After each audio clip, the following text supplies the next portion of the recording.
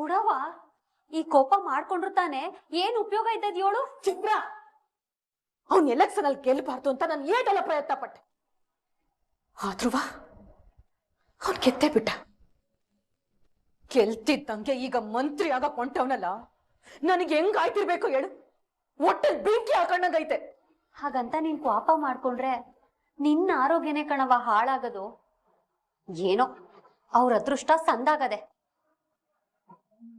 ಅವ್ವ, ಇದಕ್ಕೆಲ್ಲ ಕಾರಣನೇ ಆ 3 ಅಡಿ. ಅವಳು ಹುಟ್ಟು ಅಡಗಿಸ್ದೆ ಹೋದ್ರೆ ನಮಗ್ ಉಳಿಗಾಲ ಇರಕ್ಕಿಲ್ಲ. ಅವಳಿಗೇನಾದ್ರೂ ಮಾಡ್ಲೇಬೇಕು ಕಣವ. ನಿಜ ಚಿತ್ರ, ಆ ಶಿವರಾಮೇಗೌಡ ನನ್ನ ಗಂಡನ್ನ ಅವನು ಮುಂದೆ ಕೈ ಕಟ್ಕೊಂಡ್ ನಿಂತ್ಕೊಳಂಗ್ ಮಾಡ್ಕೊಂಡವನೆ. ಆದ್ರೆ ಈ 3 ಅಡಿ ನನ್ನ ಮಗನ್ನ ಅಟ್ಟಿ ಬುಟ್ಟು ಆಚೆಗಾಕ್ಸಿದ್ಲು. ಆಟೆಲ್ಲ ಸಾಲ್ದು ಅಂತವ ನನ್ನ ಪಾಲಿಗೆ ಮಗ್ಳು ಮುಳ್ಳಾಗೋಳೆ. ಈಟಾದ್ಮೇಲುವೆ ಅವಳನ್ನ ಅಟ್ಟಿಲೆ ಇರಕ್ ಬಿಟ್ಬಿಟ್ರೆ ನಮ್ಮನ್ನ ಬಿಕ್ಸೆ ಬೇಡಂಗ್ ಮಾಡ್ಬಿಡ್ತಾಳೆ. ಹಂಗಾಗ್ಬಾರ್ದು, ಹಂಗಾಗಕ್ ನಾನು ಬಿಡಕ್ಕಿಲ್ಲ. ಮೊದ್ಲು ಒಳಗೊಂದು ಇತಿಶ್ರೀ ಆಡ್ತೀನಿ.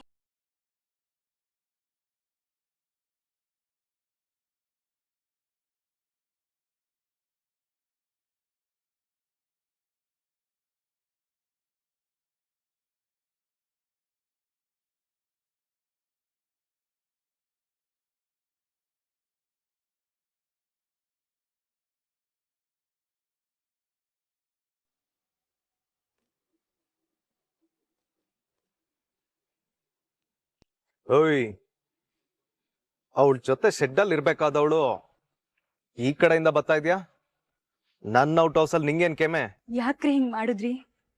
ನಂದೇನು ತೆಪ್ಪಿಲ್ಲ ಅಂತ ನಿಮಗ್ ಸಂದಾಗ ಗೊತ್ತಿದ್ರುವೆ ಇಂಥ ದೊಡ್ಡ ಆರೋಪ ಹೊರ್ಸಕ್ಕೆ ನಿಮ್ ಮನ್ಸಾಕ್ಷಿ ಹೆಂಗಾದ್ರೂ ಒಪ್ಕೋತು? ಅಲ್ಲ, ನಾನ್ ನಿಮ್ನ ಏಟ್ ಪೀರುತಿ ಮಾಡ್ತೀವ್ನಿ, ನಿಮ್ನ ಬಿಟ್ರೆ ಬೇರೆ ಯಾರನ್ನೂ ಕಣ್ಣೆತ್ತು ನೋಡಕ್ಕಿಲ್ಲ ಅಂತ ನಿಮಗ್ ಸಂದಾಗ ಗೊತ್ತು. ಅಂದ್ರು ಯಾಕೆ ಇಂಥ ಕೆಲ್ಸ ಮಾಡ್ಬಿಟ್ರಿ? ಯಾಕೆ ಅಂದ್ರೆ ನಿನ್ ಜೊತೆ ಬಾಳೋದಕ್ಕೆ ಇಷ್ಟ ಇಲ್ದಾನೆಯ. ನಿನ್ ಜೊತೆ ಸಂಸಾರ ಮಾಡೋದಕ್ ಕಷ್ಟ ಆಗಿ ನಿನ್ನ ನನ್ನ ಜೀವನದಿಂದನೇ ಶಾಶ್ವತವಾಗಿ ಕಿತ್ತಾಕ್ಬೇಕು ಅಂತಾನೆಯ ಹಿಂಗೆಲ್ಲ ಮಾಡಿದ್ದು. ಅಲ್ಲ ರೀ, ನಾನ್ ಹಿಂದ್ಗುಟ್ಟೆ ಬಿದ್ದು ಕಾಡಿ ಬೇಡಿ ನನ್ನ ಪಿರುತಿ ಮಾಡಿ ಈಗ ಇಂಥ ಮಾತು ಹೇಳ್ತಿದ್ದೀರಲ್ಲ, ನಿಮಗ್ ಏನ್ ಮಾತು? ನಾಲ್ಗೆ ಮ್ಯಾಗ್ ಇಡ್ತಾ ಇರ್ಲಿ, ಯಾರ್ ತವ ಮಾತಾಡ್ತಾ ಇದ್ಯಾ? ನೋಡು, ಹೆಂಗಾರು ಮಾಡಿ ನಿನ್ನ ಅನ್ಭವಿಸಿ ಕೈ ತೊಳ್ಕೊಳ್ಳೋಣ ಅಂದ್ಕೊಂಡೆ. ಆದ್ರೆ ನೀನ್ ನನ್ ಬೆನ್ನಿಗ್ ಬಿದ್ದಿದ್ ಬೇತಾಳಾದೆ ಆಟೆಯ. ಆದ್ರೂ ನಾಟಕ ಪಾಟ್ಕ ಮಾಡಿ ನಂದಿನಿ ಜೊತೆ ಮದ್ವೆ ಮಾಡ್ಕೊಳ್ಳೋಣ ಅಂದ್ಕೊಂಡ್ರೆ, ಆದ್ರೆ ಆ ಕೌಬಾಯಿ ಕುಳ್ಳಿ ಮತ್ತೆ ಭದ್ರ ಇಬ್ರು ಬಂದ್ಬಿಟ್ಟು ನಿನಗ್ ತಾಳಿ ಕಟ್ಸಿ ನನ್ ಬದುಕನ್ನೇ ಬರ್ಬಾದ್ ಮಾಡ್ಬಿಟ್ರು. ರೀ, ನೀವ್ ಸ್ಯಾನೆ ತೆಪ್ ಮಾತಾಡ್ತಿದ್ದೀರಿ. ನಾನ್ ನಿಮ್ನ ಪ್ರಾಣಕ್ಕಿಂತ ಹೆಚ್ಚಾಗಿ ಪಿರುತಿ ಮಾಡ್ತೀವ್ನಿ. ನೀನ್ ಪಿರತಿ ತಗೊಂಡ್ ನಾನೇನು ಉಪ್ಪಿನಕಾಯಿ ಹಾಕೊಂಡ್ ನೆಕ್ಕನೆ? ಏಯ್, ಕೇಳಿಸ್ಕೊ, ದುಡ್ಡು ಬೇಕು. ಏನೋ ಹೇಳ್ತಾರಲ್ಲ, ದುಡ್ಡಂದ್ರೆ ವರ್ಲ್ಡ್ಸ್ ಬೆಸ್ಟ್ ಪರ್ಫ್ಯೂಮ್ ಅಂತ. ಹಂಗೆ ನೋಡು, ಅವತ್ ನೀನ್ ನನ್ ಮಾತ್ ಕೇಳಿದಿದ್ರೆ ನಂದಿ ನಿನ್ ಕಟ್ಕೊಂಡು ನಿನ್ನ ಕೊನೆ ಗಂಟ ಇಟ್ಕೊಳುವೆ. ಮುಚ್ಚೆ ಬಾಯ್ನ. ಇಬ್ರು ನೆಮ್ಮದಿಯಾಗಿರ್ಬೋದಿತ್ತು, ಆದ್ರೆ ನೀನ್ ನನ್ ಮಾತ್ ಕೇಳ್ದೆ ಹೋಗ್ಬಿಟ್ಟೆ. ಜೊತೆಗೆ ಕೌಬಾಯ್ ಕುಳ್ಳಿ ಜೊತೆಗೆ ಸೇರ್ಕೊಂಡು ನನ್ನನ್ನೇ ಸಿಕ್ಕಾಕ್ಸ್ಬಿಟ್ಟೆ ಅಲ್ವೇ? ನೋಡಿ, ನನ್ ಬಗ್ಗೆ ಏನಾರು ಮಾತಾಡಿ, ಆದ್ರೆ ವಿದ್ಯಾಕ್ಕನ್ ಬಗ್ಗೆ ಏನು ಮಾತಾಡ್ಬೇಡಿ. ವಿದ್ಯಾಕ್ಕ ಇಲ್ಲ ಅಂದಿದ್ರೆ ಇನ್ನೂ ದೊಡ್ಡ ತೆಪ್ಪಾಗ್ಬಿಡೋದು. ನೋಡ್ರಿ, ನಿಮ್ ತಪ್ಪನ್ನ ಅರ್ಥ ಮಾಡ್ಕೊಂಡು ಹತ್ರ ಬರ್ಬೇಡ, ಹಿಂದೆ ಹೋಯ್ತಾ ಇರೋ.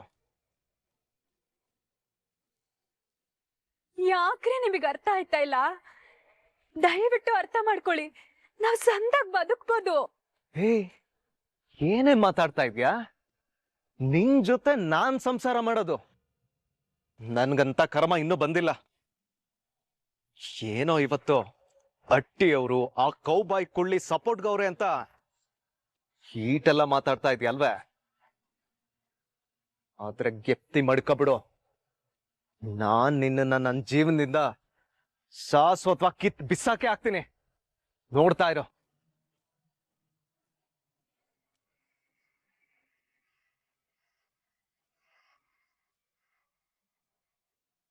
ಚಂಪಾ ಚಂಪಾ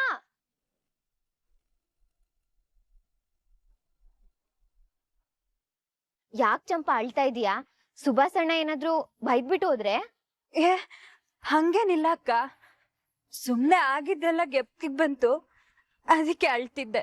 ಚಂಪಾ, ನನ್ನನ್ನೇನ್ ದಡ್ಡಿ ಅನ್ಕೊಂಡಿದ್ಯಾ? ಸುಮ್ಕೆ ರೋಡಲ್ಲಿ ನಿಂತ್ಕೊಂಡು ಅಳ್ತಿದೀಯಲ್ಲ. ನೋಡು ಚಂಪಾ, ಎಲ್ಲಾನು ಸರಿ ಹೋಗ್ಬೇಕು ಅಂದ್ರೆ ಅದಕ್ಕೇನ್ ಮಾಡ್ಬೇಕು ಅಂತ ನಾವ್ ಯೋಚನೆ ಮಾಡ್ಬೇಕು. ನೀನ್ ಧೈರ್ಯ ತಂದ್ಕೋ, ಅಳ್ಬೇಡ, ಬಾ. ವಿದ್ಯಕ್ಕ,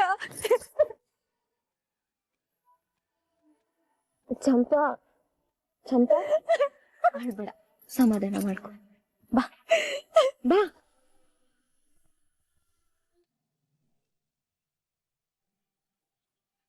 ಇಂದು ರಾಜ್ಯದಲ್ಲಿ ಕೆಲವೇ ಕ್ಷಣಗಳಲ್ಲಿ ಪ್ರಮಾಣ ವಚನ ಸ್ವೀಕಾರ ಸಮಾರಂಭ ಆರಂಭವಾಗಿದೆ.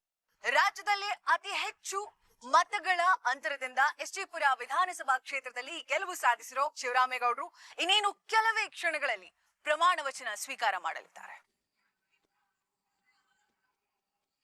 ಇನ್ನು ಶಿವರಾಮೇಗೌಡರಿಗೆ ಯಾವ ಖಾತೆ ಸಿಗಬಹುದು ಅನ್ನೋ ಕುತೂಹಲ ಕೂಡ ಎಲ್ಲರಲ್ಲಿ ಮನೆ ಮಾಡಿದೆ. ಯಾವ ಖಾತೆ ಸಿಗುತ್ತೆ ಕಾದು ನೋಡೋಣ.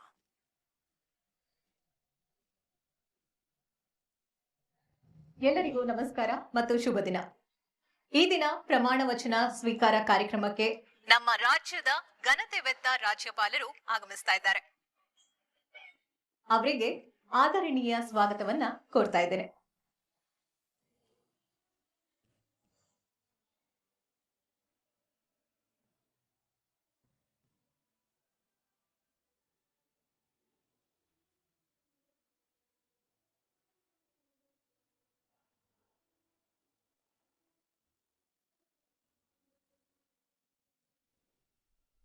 ಅವ್ವ ತಾಯಿ ಉಲ್ಕೇರವ್ವ, ನನ್ ಕೋರ್ಕೆನ ತೀರಿಸ್ಬಿಟ್ಟೆ ನೀನು.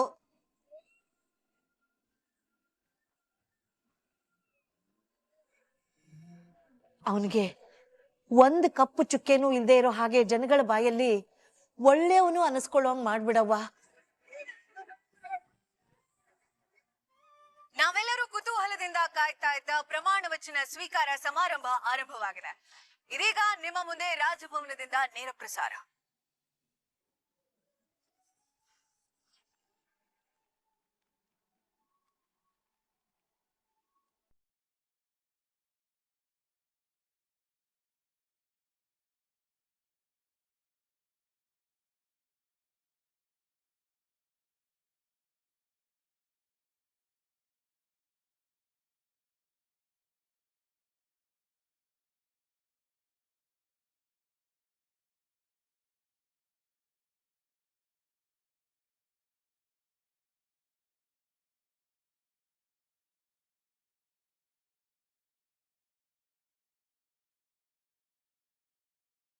ಏಯ್, ನೀವಿಬ್ರು ಅಲ್ಲಿ ನಿಂತ್ಕೊಂಡು ಏನೇ ಮಾಡ್ತಾ ಇದ್ದೀರಾ? ಅಮ್ಮ, ಮಾವಯ್ಯ ಪ್ರಮಾಣ ವಚನ ಸ್ವೀಕಾರ ಮಾಡೋ ಕಾರ್ಯಕ್ರಮ ನೋಡ್ತಾ ಇದೀವಿ. ನೀವಿಬ್ರು ನೋಡ್ಬಿಟ್ಟು ಈಗ ಏನು ಆಗ್ಬೇಕಾಗಿಲ್ಲ, ಹೋಗಿ ಇಲ್ಲಿಂದ. ಏ, ನೀನ್ ಯಾಕೆ ಅವ್ರಿಗೆ ಹೋಗು ಅಂದೆ? ಓಯ್, ನೀವಿಬ್ರು ಒಳಕ್ ಬಂದು ಕೂತ್ಕೊಂಡು ನೋಡ್ ಬನ್ನಿ.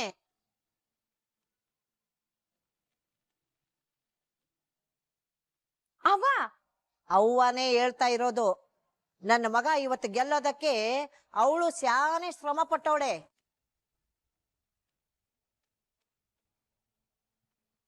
ಇವತ್ತು ನನ್ನ ಮಗ ಅಧಿಕಾರ ಪಡ್ಕತವನೆ ಅಂದ್ರೆ ಅದಕ್ಕೆ ಅವಳ ಕೊಡುಗೆನೂ ಅದೇ.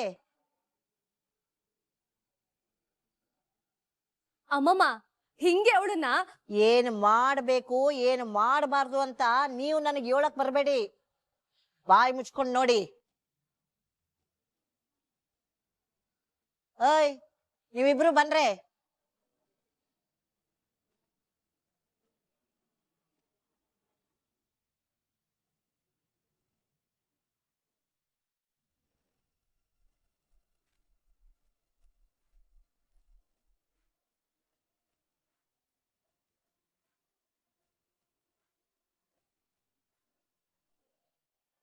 ಇದೀಗ ಸನ್ಮಾನ್ಯ ರಾಜ್ಯಪಾಲರು ಮಂಡ್ಯ ಜಿಲ್ಲೆಯ ಎಸ್ಜೆಪುರ ವಿಧಾನಸಭಾ ಕ್ಷೇತ್ರದ ಶಾಸಕರಾದ ಮಾನ್ಯ ಶಿವರಾಮೇಗೌಡರಿಗೆ ಪ್ರಮಾಣ ವಚನ ಬೋಧಿಸಲಿದ್ದಾರೆ.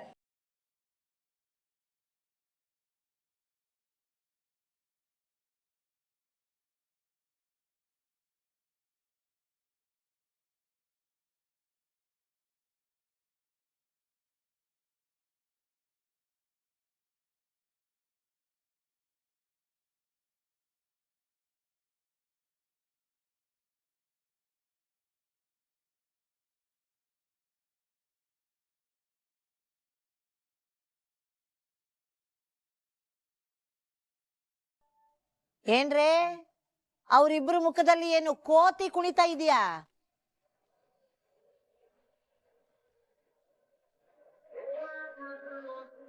ಇಲ್ಲ ತಾನೇ?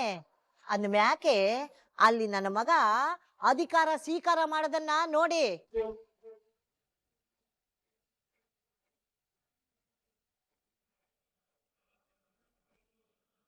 ಶಿವರಾಮೇಗೌಡ ಎಂಬ ಹೆಸರಿನವನಾದ ನಾನು ರಾಜ್ಯದ ಮಂತ್ರಿಯಾಗಿ ಈ ವೇದಿಕೆಯಲ್ಲಿ ನಿಂತಿರುವುದು ನನ್ನ ಜೀವನದ ಅತ್ಯಂತ ಮಹತ್ವವಾದ ಕ್ಷಣ. ಜನರ ವಿಶ್ವಾಸದಿಂದ, ಜನರ ಆಶಯಗಳಿಂದ, ಅವರ ಕನಸುಗಳಿಂದ ನಾನು ಈ ಸ್ಥಾನಕ್ಕೆ ಬಂದಿದ್ದೇನೆ. ನನ್ನ ರಾಜ್ಯದ, ನನ್ನ ಕ್ಷೇತ್ರದ ನಾಗರಿಕನ ಧ್ವನಿಯನ್ನು ಕೇಳುತ್ತೇನೆ. ಯಾವುದೇ ಭೇದ ಭಾವವಿಲ್ಲದೆ ಎಲ್ಲರಿಗೂ ಸಮಾನ ನ್ಯಾಯ ದೊರಕುವಂತೆ ನೋಡಿಕೊಳ್ಳುತ್ತೇನೆ ಎಂದು ನಾನು ನನ್ನ ಮನೆದೇವರಾದ ಕಾಲಭೈರವೇಶ್ವರ ಹಾಗೂ ಹುಲಿಕೇರಮ್ಮನ ಮೇಲೆ ಪ್ರಮಾಣ ಮಾಡಿ ಹೇಳುತ್ತೇನೆ.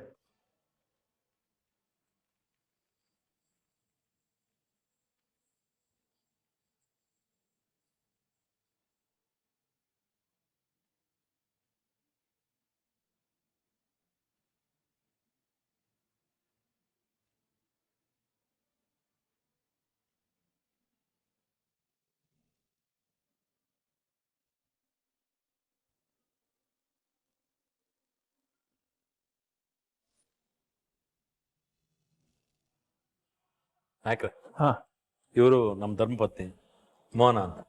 ನಮಸ್ತೆ ಅಮ್ಮ. ಇವನು ನನ್ನ ಮಗ ಭದ್ರೇಗೌಡ. ನಾನು ಮಂತ್ರಿ ಆಗಬೇಕು ಅಂತ ಹಗಲು ರಾತ್ರಿ ಶ್ರಮ ಪಟ್ಟು ಶಾನೆ ಕಷ್ಟಪಟ್ಬಿಟ್ಟವನು. ನಿಮ್ಮ ಮಗನ ಬಗ್ಗೆ ಕೇಳಿದ್ದೀನಿ ಗೌಡ್ರೆ. ನಿಮ್ಮ ಕ್ಷೇತ್ರದಲ್ಲಿ ನಿಮ್ಮಷ್ಟೇ ಜನಪ್ರಿಯತೆ ಇವ್ರಿಗೂ ಇದೆಯಂತಲ್ಲ? ಹೌದು ನಾಯ್ಕ್ರೆ. ಆಮೇಲೆ ಇವನು ನನ್ನ ತಮ್ಮ ಗೋವಿಂದ ಅಂತ. ನಮ್ಮಿಬ್ಬರದು ದೇಹ ಬೇರೆ ಆದರೂ ಒಂದೇ ಜೀವ. ಇವನು ನನ್ನೆಲ್ಲ ಕೆಲಸಕ್ಕೂ ಬೆನ್ನೆಲುಬಾಗಿ ನಿಂತಿರ್ತಾನೆ. ಇವರು ಗೊತ್ತಲ್ಲ ಗೌಡ್ರೆ, ಇವರ ಮಗನ ಮದುವೆ ನಿಶ್ಚಿತಾರ್ಥದ ದಿನನೇ ಅಲ್ವಾ ನಾವು ನಿಮ್ಮ MLA ಸೀಟ್ನ ಅನೌನ್ಸ್ ಮಾಡಿದ್ದು? ಹೌದು ನಾಯಕ್ರೆ. ಏನಪ್ಪ ಯುವ ನಾಯಕ, ನಿನ್ನ ಕನಸಿನಂತೆ ಇವತ್ತು ನಿಮ್ಮಪ್ಪ ಮಿನಿಸ್ಟರ್ ಆಗಿದ್ದಾರೆ. ಸಂತೋಷನಾ? ಅದನ್ನ ಮಾತಲ್ಲಿ ಹೇಳಕ್ಕಾಗಕ್ಕಿಲ್ಲ ನಾಯಕ್ರೆ. ನಮ್ಮಪ್ಪಯ್ಯನ ಈ ಸ್ಥಾನದಲ್ಲಿ ನೋಡ್ಬೇಕು ಅನ್ನೋದೇ ನನ್ನ ಜೀವಮಾನ. ಈಗ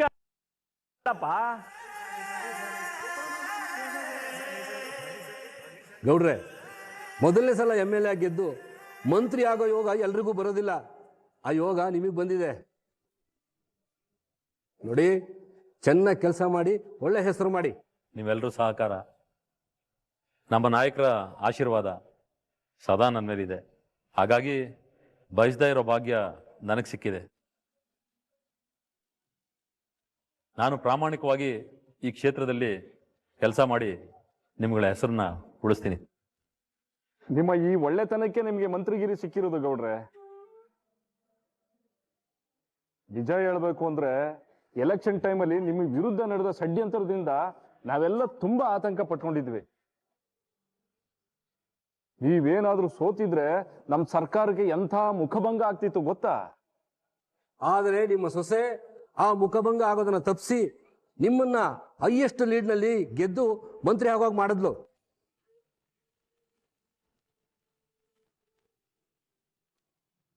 ಗೌಡ್ರೆ, ನಿಮ್ಮ ಸೊಸೆ ಬಗ್ಗೆ ತುಂಬಾ ಒಳ್ಳೆ ಅಭಿಪ್ರಾಯ ಇದೆ. ತುಂಬಾ ಬುದ್ಧಿವಂತೆ, ಜನಗಳ ಮನಸ್ಸನ್ನ ಬೇಗ ಗೆಲ್ತಾರೆ ಅಂತ ಇಂಟೆಲಿಜೆನ್ಸ್ ರಿಪೋರ್ಟ್ ಹೇಳ್ತಾ ಇತ್ತು. ನಮ್ಮ ಗೌಡ್ರು ಅಷ್ಟು ಲೀಡಲ್ಲಿ ಗೆಲ್ಲಬೇಕು ಅಂದ್ರೆ ಅವ್ರ ಸೊಸೆ ಪ್ರಚಾರನೇ ಮುಖ್ಯ ಕಾರಣ. ನಿಜವಾಗ್ಲೂ ನೀವು ಇಂಥ ಸೊಸೆ ಸಿಗೋಕೆ ಪುಣ್ಯ ಮಾಡಿದ್ರಿ. ಅಷ್ಟಕ್ಕೂ ನಿಮ್ಮ ಸೊಸೆ ಹೆಸರೇನ್ ಗೌಡ್ರೆ? ಅದು ವಿದ್ಯಾ ಅಂತ ನಾಯಕ್ರೆ.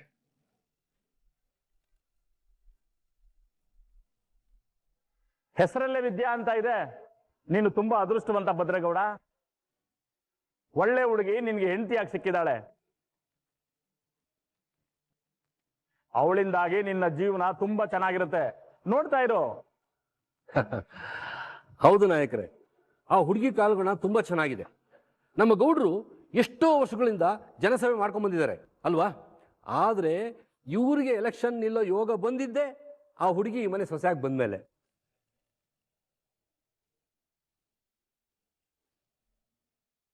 ಬರೀ ಎಲೆಕ್ಷನ್ ಅಲ್ಲಿ ನಿಲ್ಲೋ ಯೋಗ ಅಲ್ಲ ನಾಯಕರೇ, MLA ಆಗಿ ಮಂತ್ರಿನೂ ಆಗ್ಬಿಟ್ರು. ಮತ್ತಿನ್ನೇನ್ ಗೌಡ್ರೆ, ನಿಮ್ ಮಗನ್ನ ರಾಜಕೀಯಕ್ಕೆ ತಂದ್ಬಿಡಿ.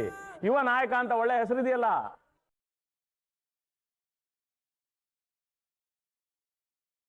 ಅವನ ಹೆಂಡತಿ ಬೆಂಬಲ ಜೊತೆಗೆ ನಿಮ್ಮ ಸಪೋರ್ಟು ಎಲ್ಲ ಇರ್ಬೇಕಾದ್ರೆ ಮುಂದೆ ಒಳ್ಳೆ ಭವಿಷ್ಯ ಆಗುತ್ತೆ. ಸದ್ಯಕ್ಕೆ ಅಂತ ಯೋಚನೆ ಇಲ್ಲ ನಾಯಕರೇ. ಈಗ ನನ್ನ ನಂಬಿ ನಮ್ಮ ಕ್ಷೇತ್ರದ ಜನ ನನ್ನನ್ನು ಗೆಲ್ಲಿಸಿದ್ದಾರೆ. ನೀವು ನಮ್ಮ ಪಕ್ಷದವರು ಎಲ್ಲರೂ ನಂಬಿ ನನಗೆ ಅಧಿಕಾರ ಕೊಟ್ಟಿದ್ದೀರ. ಈ ಅಧಿಕಾರನ ಉಳಿಸ್ಕೊಂಡು ಜನಸೇವೆ ಮಾಡಬೇಕು. ಆಮೇಲೆ ನೋಡೋಣ. ಅವನು ಜನಗಳ ಮಧ್ಯೆ ಜನಸೇವೆ ಮಾಡಿ ಅವ್ರಗಳ ಜೊತೆ ಬೆರೆತು ಅವ್ರಗಳ ಕಷ್ಟ ಸುಖಗಳನ್ನ ಫಸ್ಟು ನೋಡ್ಕೊಳ್ಳಿ. ನಿಮ್ಮ ಮಾತು ಸತ್ಯನೇ ಬಿಡಿ ಗೌಡ್ರೆ. ಆಮೇಲೆ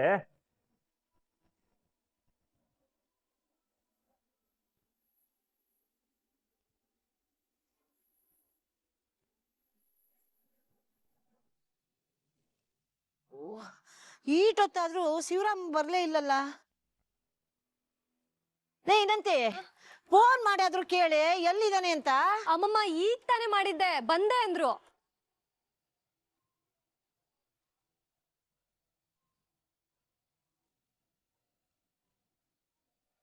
ಲೇ ಸಾವಿತ್ರಿ, ಆಗ್ಲೇ ಬಂದೇ ಬಿಟ್ರು ಅಂತ ಓಡ್ ಬಂದ್ ಕರ್ದೆ. ಬಂದವರು ಅಟ್ಟಿ ಒಳಗ್ ಬತ್ತಿದ್ರು ತಾನೆ, ಈಟ್ ಬೇಗ ಯಾಕೆ ಕರ್ದೆ? ಇದೇನಕ್ಕೆ ಹಿಂಗೆ ಹೇಳ್ತಾ ಇದೀಯಾ? ಮಂತ್ರಿ ಆಗಿ ಅಟ್ಟಿಗೆ ಬರ್ತಿರೋ ನಮ್ಮ ಅಣ್ಣಂಗೆ ಆರತಿ ಮಾಡ್ದೆ ಒಳಗ್ ಕರ್ಕೊಳಕಾಗತ್ಯೆ? ಇನ್ನೇನ್ ಬಂದ್ಬಿಡ್ತಾರ ಇರಿ.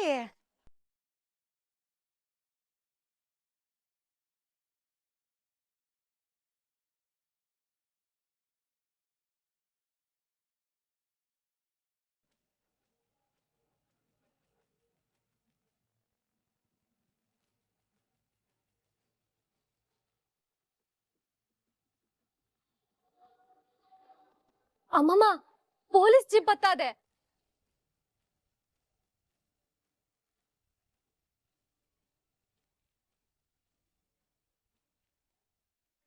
ಹೇ, ನಮ್ಮಟ್ಟಿಗೆ ಯಾಕೆ ಪೊಲೀಸ್ ಜೀಪ್ ಬರ್ತಾ ಇದೆ? ನನ್ಗೂ ಗೊತ್ತಿಲ್ಲ ಅಮ್ಮಮ್ಮ.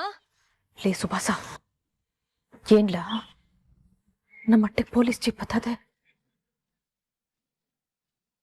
ಮತ್ತೆ ನಾನು ಮಾಡ್ತೇನ್ಲಾ?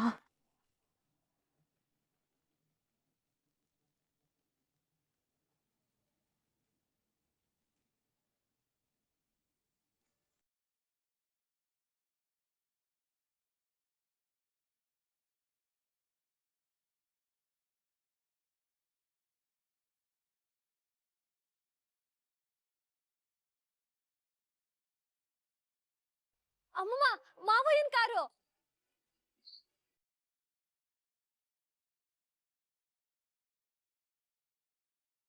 ಶಿವರಾಮ,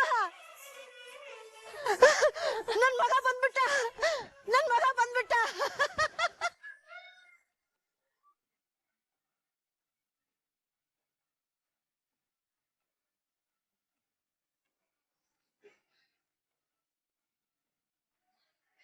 ಶಿವರಾಮ ಬಂದ್ಬಿಟ್ಟ.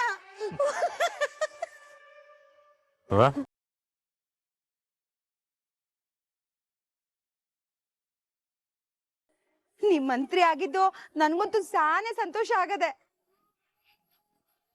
ಯಾವಾಗ ನೀ ಅಟ್ಟಿಗೆ ಬಂದಿಯೋ ಅಂತ ಕಾಯ್ತಾ ಇದ್ದೆ. ಶಿವರಾಮ, ಮೊದ್ಲಿಗೆ ಪೊಲೀಸ್ ಜೀಪ್ ಬಂದಿದ್ ನೋಡಿ ಇದ್ಯಾಕಪ್ಪ ಹಿಂಗ್ ಇವ್ರು ಬಂದ್ಬಿಟ್ರು ಅಂತ ಎದೆ ದಸ್ ಅಂದ್ಬಿಡ್ತು. ಆಮ್ಯಾಕೆ ನಿನ್ ಹಿಂದ್ಗಡೆ ಬಂದದ್ ನೋಡಿ ಗೊತ್ತಾಯ್ತು. ಅವ ಇನ್ಮ್ಯಾಕಿಂದ ಹಿಂಗೇನೆಯ ಅಣ್ಣ ಎಲ್ಲೇ ಹೋದ್ರು ಅಣ್ಣನ ರಕ್ಷಣೆಗೆ ಅಂತ ಒಂದ್ ಪೊಲೀಸ್ ಜೀಪು ಇದ್ದೇ ಇರ್ತದೆ. ಇರ್ದೆ ಇನ್ನೇನ್ಲ ಮಗ, ಈಗ ನನ್ ಮಗ ಏನು ಸಾಮಾನ್ಯ ಮನಸ್ನೇ, ಮಂತ್ರಿ ಕಣ್ಲಾ. ಲೇ ಏನಂತಿ ಸಾವಿತ್ರಿ, ಆಗ್ನಿಂದ ಆರತಿ ಮಾಡ್ಬೇಕು ಅಂತ ತುದಿಗಾಲಲ್ಲೇ ನಿಂತಿದ್ರಲ್ಲೇ, ಬಿರ್ನೆ ಹೋಗಿ ಆರತಿ ತಟ್ಟೆ ತಗೊಂಬನ್ನಿ. ಸಾಧಿಸ್ಬಿಟ್ಟೆ ಕಣ್ಲಾ ನೀನು, ಗೆದ್ಬಿಟ್ಟೆ.